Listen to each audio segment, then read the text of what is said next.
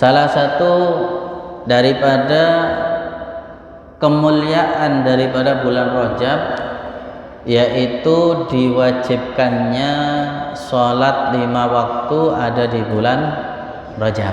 Nah, ketika Nabi di Isra Mi'rajkan. Nah, makanya hari raya daripada sholat 5 waktu yaitu bulan Rajab.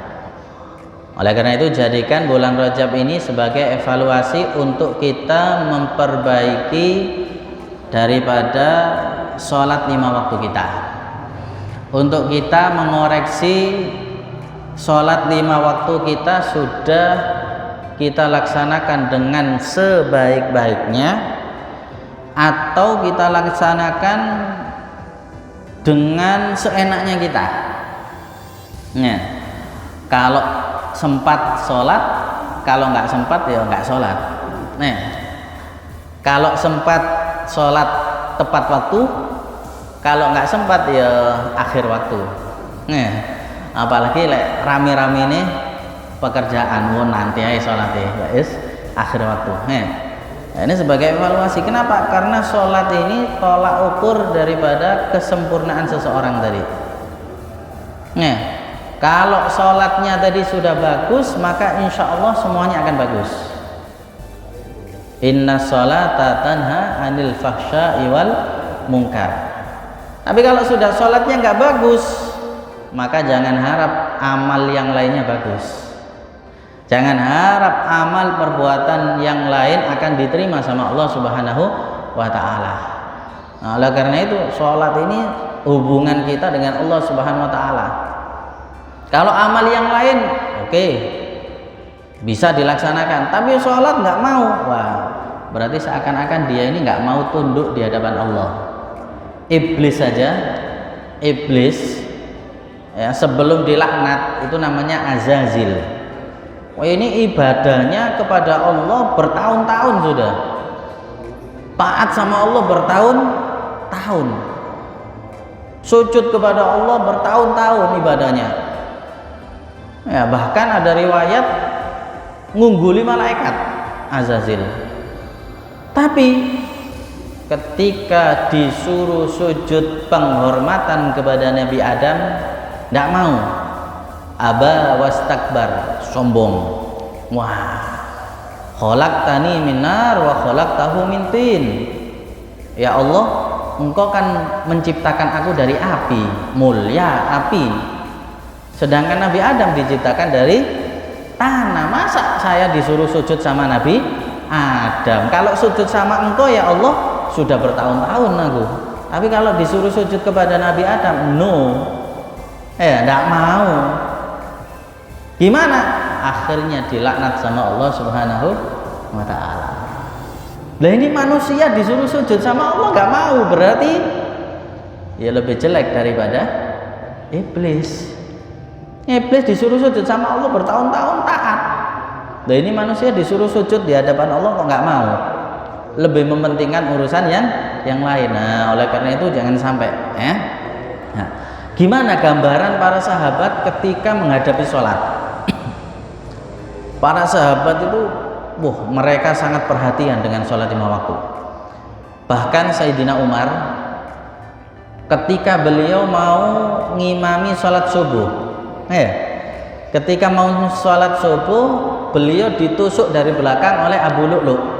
Ketika beliau mau meninggal, itu kan mau ngimami sholat subuh, datang itu Abu Lu'lu', orang Majusi, kemudian ditikam dari belakang. Itu Sayyidina Umar, ditikam sampai beliau nggak kuat jatuh, ya berdarah. Akhirnya beliau dibawa pulang, dibopong, dibawa pulang. Sudah nggak kuat jalan, sudah mau meninggal ini Sayyidina Umar.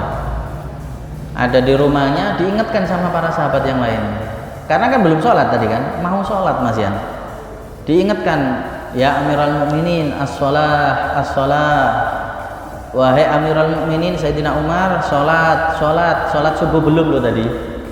Padahal beliau sudah mau meninggal ini, darah bercucuran. Diingatkan sama sahabat yang lain, ya Sayyidina Umar, hati-hati jangan tinggalkan sholat.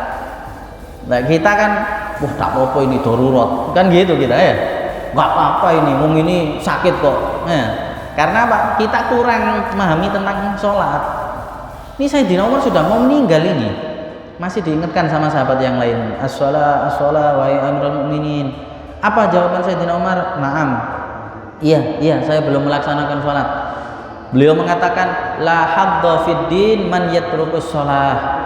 Kata Sayyidina Umar, nggak akan mendapatkan kebaikan sama sekali di agama ini kalau orang tadi meninggalkan sholat, kata Sayyidina Umar.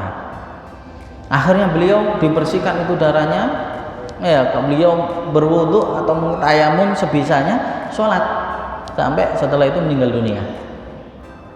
Sampai meninggal dunia. Gimana perhatiannya dengan sholat 5 waktu. Oleh karena itu hati-hati. Sholat itu nggak bisa ditinggalkan. Sholat itu udhurnya hanya 2. Apa? Pertama meninggal dunia, kedua zawalul akal, hilang akal.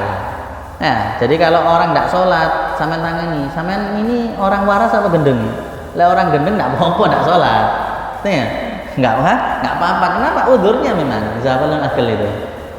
Tapi kalau waras sih harus sholat, apalagi sehat walafiat, sholat dengan sempurna.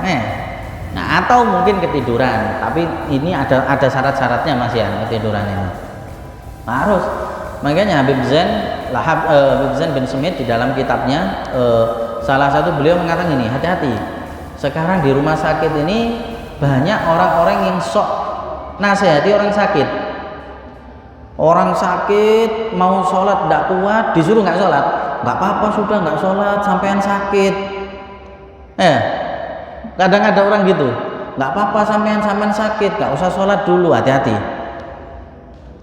Kata Habib Zain, innahu syaiton, itu adalah setan, kata Habib Zain. Kenapa? Karena kalau orang yang sakit dibilang gitu kemudian nggak sholat, mati, su'ul khotimah matinya. Loh terus harus gimana? Sholat sebisanya. Sholat nggak harus berdiri kok, nggak harus duduk. Bahkan kalau tidur nggak bisa terlentang ya hanya isyarah saja kan gitu kan. Jadi nggak bisa ditinggalkan. Makanya kata Habib Zain, hati-hati, itu kadang orang-orang seakan-akan meremehkan daripada sholat. Orang sakit sedikit dibilang nggak apa-apa nggak sholat. Ini kalau orang tadi meninggal dunia, na'udzubillah min dzalik, su'ul khotimah, akhirnya kasihan. Nah, makanya selagi orang tadi masih akalnya waras, maka wajib mengerjakan sholat 5 waktu. Baru kalau sudah tidak begitu, misal orang tua sampai pikun misalnya, baru nggak wajib sudah. Tapi kalau masih sehat akalnya, maka wajib bagi dia untuk mengerjakan sholat. Oleh karena itu dibiasakan mulai kecil anak-anak kita untuk mengerjakan sholat. Para sahabat itu Imam Hasan, Sayyidina Hasan bin Ali radhiyallahu anhu, beliau kalau mau wudu itu wajahnya berubah. Mau wudu sholat wajahnya berubah. Akhirnya ditanya, wahai Sayyidina Hasan, kenapa kok berubah? Mau sholat kok seakan-akan pucet gitu wajahnya, ketakutan. Akhirnya beliau menjawab, inni uridul qiyam baina yadayil malikil jabbar. Aku ini mau berdiri di hadapan Allah, di hadapan yang menciptakan seluruh alam, kata Sayyidina Hasan. Makanya beliau sangat takut. Sampean aja kalau ketemu raja yang zalim pedih ya. Ketemu polisi wis gemeter ya, apalagi ketemu Allah Subhanahu wa taala yang menciptakan seluruh alam. Ini sangat ketakutan ya, sangat seperti itu Sayyidina Hasan. Bahkan kalau beliau ke masjid, ada di pintu masjid, beliau ngangkat kepalanya gini. Jadi kalau Sayyidina Hasan datang ke masjid, beliau ngangkat kepalanya gini. Sambil beliau mengatakan, ilahi abduka bibabik, ya Allah, hambamu ada di pintu rumahmu. Ya muhsin qad atakal musi, wahai Allah yang maha berbuat baik, telah datang hambamu yang banyak dosanya. Wa qad amartal muhsin minna ayyatajawaz anil musi, engkau telah memerintahkan kepada orang yang berbuat baik, orang yang bagus untuk memaafkan dosanya orang berbuat jelek kan? Fa antal muhsin wa anal musik, sedangkan engkau maha yang bagus wahai Allah dan aku adalah hambamu yang banyak dosa. Fatajawaz an qabihi ma indi bi jamili ma indik, oleh karena itu maafkan banyak dosa-dosaku. Ya, gara-gara kebaikan engkau wahai Allah. Ya karim jumatu halimah. Kemudian masuk masjid. Jadi mau masuk masjid itu beliau takut. Waduh, saya banyak dosanya ini. Saya mau ke rumahnya Allah di masjid. Beliau tanya dulu, doa dulu. Ya Allah, hambamu yang banyak dosa mau masuk masjid, mau masuk rumahmu. Engkau maha dermawan, engkau maha memaafkan, dan engkau memerintahkan orang untuk memaafkan kesalahan orang yang berbuat salah. Oleh karena itu saya datang maafkan segala kesalahan saya, baru mau masuk masjid. Imam Hasan. Ya, saking begitu hebatnya di dalam memuliakan atau menghormati itu masjid. Ya. Bahkan Sayyidina Ali karramallahu wajhah, yaitu imamnya, ayahnya. Beliau kalau sudah waktu sholat sama dengan Sayyidina Hasan, wajahnya berubah. Akhirnya ditanya, wahai Sayyidina Ali, kenapa kok berubah wajahnya? Beliau mengatakan, ja'a waqtul amanah allati aradaha Allahu samawati wal ard wal jibal fa abaina yahmilaha wa asfaqna minha wa hamalal insan. Ini waktunya perintah yang pertama disodorkan kepada langit, bumi, gunung, semuanya nggak mau. Sholat ini, kata Sayyidina Ali, awalnya nggak diperintahkan kepada manusia. Kenapa? Manusia ini orang yang paling lemah, nggak kuat. Disodorkan kepada langit, langit nggak mau, nggak kuat. Disodorkan kepada bumi, bumi nggak kuat bawa amanah. Disodorkan kepada gunung, nggak kuat itu gunung. Fa'abaina yahmilha, nggak ada yang kuat memegang amanah sholat ini. Wa hamalal insan, diambil sama manusia. Oleh karena itu, fala adri a'uhsin ada ama hamaltu amla. Aku nggak ngerti, saya ini bisa melaksanakan amanah ini dengan baik atau enggak, kata Sayyidina Ali. Aku bisa melaksanakan sholat ini dengan bagus apa enggak, kata Sayyidina Ali. Ya. Padahal beliau sangat alim dan khusyuk. Ya. Kalau kita pernah tahu gimana Sayyidina Ali ketika lomba sholat supaya khusyuk, yang paling khusyuk dapat ridaknya Nabi, ya kan? Khusyuk Sayyidina Ali, mulai awal takbir sampai tasahud, khusyuk, tidak ingat semuanya sudah, ingat Allah tok. Lah subhanallah, ketika tasahud ingat, wah saya yang menang ini, karena saya paling khusyuk. Ridak mana yang saya mau ambil ya? Ya, jadi ketika salam kalah sudah. Kenapa? Ingat ridaknya Nabi. Ya. Ingat ridaknya Nabi. Nah, sebenarnya sudah khusnudon. Saya paling khusyuk ini karena apa? Mulai awal sampai tasawuf sudah benar-benar ingat Allah, nggak ingat yang lain. Subhanallah, mau salam ingat ridaknya Nabi. Jadi nah itu kekhusyuan Sayyidina Ali. Lah kita kan mulai takbir sudah ingat pasar, ingat toko, ingat pekerjaan kita. Bahkan sesuatu yang hilang ingat dalam sholat. Gelek kunci sepeda nggak ketemu, sholat ketemu. Oh iya, tak dikeki ini kunci ini. Subhanallah. Ini memang sama setan digoda seperti itu nih man. Coba sampean ibu-ibu, lek hilang barangnya, lali gelek gelangi misalnya, sampean sholat iling sampean. Oh iya, gelangku tak gerek kono. Subhanallah. Diingatkan sama setan. Kemudian pernah para sahabat ini diriwayatkan daripada Imam Ali Zainal Abidin. Kemudian dari sahabat Jubair, beliau mengatakan, aku pernah duduk bersama Ibn Abbas. Ibn Abbas ini Abdullah bin Abbas, yaitu misanan Nabi. Misanan Nabi sama Sayyidina Ali juga misanan Nabi. Beliau ketika ada di masjid Taif ketika itu bersama Ikrimah bin Abu Bakar. Kemudian waktunya sholat, jadi duduk ada di masjid, waktunya sholat. ketika muadzin tadi mengumandangkan sholat, Allahu Akbar, Allahu Akbar, Ibn Abbas ini langsung nangis. Kedengaran sholat seperti itu, kedengaran azan seperti itu, beliau Ibn Abbas nangis.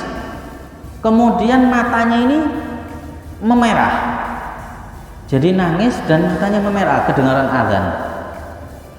Akhirnya Abul Aliyah ini ponakan Ibn Abbas, yabna ammi Rasulillah.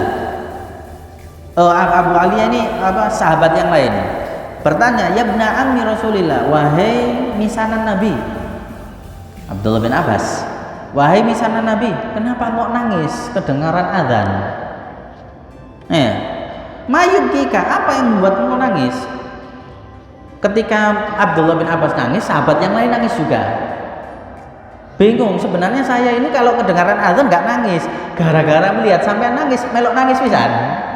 Kan kita kan gitu biasanya, mengerca nama, nggak nangis sebenarnya. Kelihatan satu nangis, melok nangis pisan, kan gitu. Terbawa apa namanya, suasana. Akhirnya tanya, kenapa kok nangis? Ibn Abbas mengatakan, lau ya'lamun nas ma yaqulul muadzin mastarahu wala namu.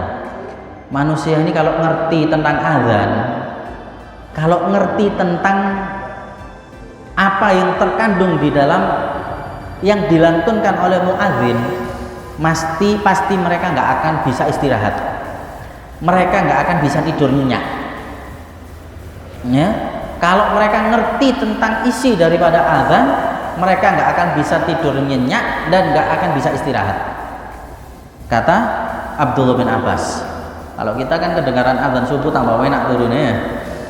Karena kita kurang mengerti tentang azan. Akhirnya minta tanya, akhbirna ma yaqulul muadzin. Coba wahai Ibn Abbas, kabarkan kepada kita. Kabarkan tentang azan tadi. Apa sir daripada azan? Beliau mengatakan, qalal muadzin, Allahu Akbar, Allahu Akbar. Ketahuilah, ketika orang yang azan muadzin tadi mengucapkan Allahu Akbar, Allahu Akbar, itu menandakan Allah seakan-akan mengatakan kepada kita, ya masyaghilun, ya masyaghil, tafarrahu lil adzan wa arihu lil abdan wa taqaddamu ila khairi amalikum. Wahai orang-orang yang sibuk. Jadi kalau kita kedengaran azan Allahu Akbar, Allahu Akbar, itu artinya, wahai orang-orang yang sibuk, sekarang waktunya engkau berhenti. Tafarrahu lil adzan, berhenti untuk dengarkan azan. Wa arihul abdan, badan kamu istirahatkan dulu, jangan sibuk dulu. Badan kamu istirahatkan dulu. Wa taqaddamu ila khairi amalikum, dan bergegas untuk melaksanakan amal yang paling bagus, yaitu sholat 5 waktu. Ya. Jadi kalau kedengaran azan Allahu Akbar yang pertama, itu artinya gitu. Ya, sirnya itu, wahai orang-orang yang sibuk dengan semuanya sudah. Ya, berhenti dengarkan azan. Badan istirahatkan dulu untuk melaksanakan daripada perbuatan yang paling bagus, yaitu sholat 5 waktu. Ya, pantas Sayyidina Abdullah bin Abbas langsung seperti itu. Wa idza qala al-muadzin asyhadu an la ilaha illallah, ketika muadzin mengatakan asyhadu an la ilaha illallah, apa sirnya?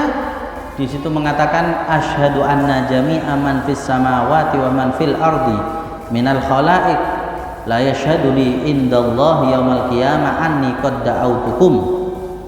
Ya.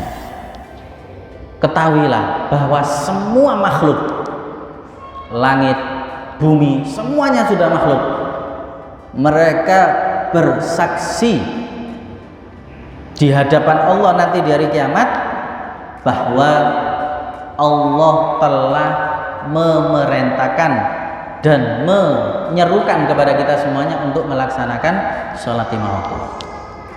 Ya, bukan hanya manusia toh. Ketika ada ucapan asyhadu alla ilaha illallah, semua makhluk mereka bersaksi.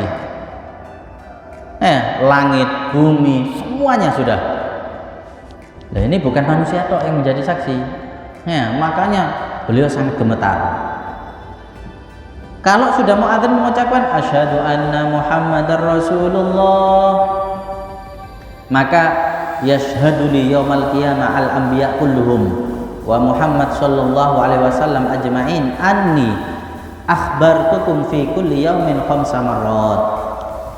Bersaksi semua para nabi, Nabi Muhammad, semua para nabi, para rasul bersaksi kepada Allah, dan bahwa Allah telah memerintahkan kepada kita semuanya untuk melaksanakan sholat 5 waktu setiap hari. Ya, nabi-nabi, para rasul semuanya bersaksi. Ketika sudah mengucapkan hayya 'alas shalah, yaqulu innallaha ta'ala qad aqama lakum hadzal din fa'aqimuh. Hai manusia, hai para makhluk, Allah telah mendirikan ini agama. Oleh karena itu kalian harus mendirikan ini agama dengan sholat. Makanya sholat itu adalah tiang agama. Jadi kalau ada orang tidak sholat, itu orang yang merubuhkan agama. Jadi orang yang merubuhkan agama Islam ini bukan orang non muslim. Orang muslim sendiri yang nggak mau sholat, ini orang yang merusak agama. Wa idza qala hayya 'alal falah, ketika muadzin mengucapkan hayya 'alal falah, yaqulu khudu fir rahmah wa khudu azhumakum minal huda. Hei manusia, ayo bergegas untuk mendapatkan rahmat Allah, mendapatkan kasih sayang Allah, dan ayo bergegas untuk mendapatkan kebaikan-kebaikan yang akan diberikan sama Allah. Jadi kita disuruh ayo cepet, ini Allah akan memberikan kebaikannya. Jadi sampean kalau misalnya pekerjaannya sulit, kurang rumet, ketika azan langsung datang, ini waktunya minta sama Allah supaya dilancarkan.